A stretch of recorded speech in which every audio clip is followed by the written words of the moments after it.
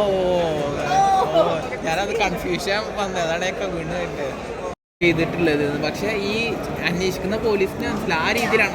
എനിക്ക് പറയാൻ പറ്റില്ല. ആ ഓക്കെ ഓക്കെ. അത്രയൊന്നും പറയാൻ പറ്റില്ല. ആക്ച്വലി എനിക്ക് ആകെ പറയാൻ പറ്റുന്നത് ഞാൻ ചെയ്ത ഒരു ഡോക്ടർ കഥാപാത്രമാണ്. അതിൻ്റെ ബാക്കി പോലും ഇപ്പം പറയാൻ പറ്റില്ല.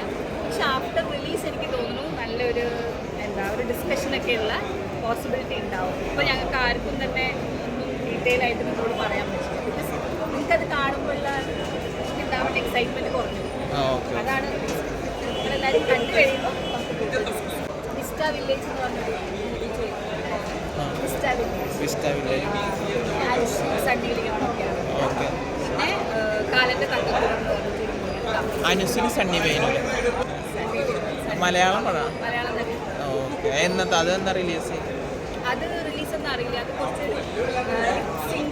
സിങ്ക് വോയിസ് ഒക്കെ ആയിരുന്നു. അപ്പം അതിൻ്റേതായിട്ടുള്ള മൊത്തത്തിലൊരു ഡിലേ ഒക്കെ ഉണ്ടാവും. പിന്നെ സണ്ണി ലിയോണിൻ്റെ ഡേറ്റ്സ് ഭയങ്കര ഇഷ്യൂ ആയിരുന്നു. ഇപ്പോൾ ഓൾമോസ്റ്റ് ഫിനിഷ് ചെയ്തെന്ന് തോന്നുന്നു. ഷൂട്ടിംഗ് കഴിഞ്ഞില്ല.